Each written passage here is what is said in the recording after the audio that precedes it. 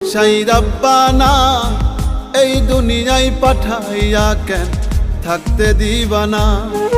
ওরে ঘর দিলা, সংসার দিলা, অনন্ত বাসনা দিলা, জনম ভরে থাকতে ভাবে আয়ু দিলা না।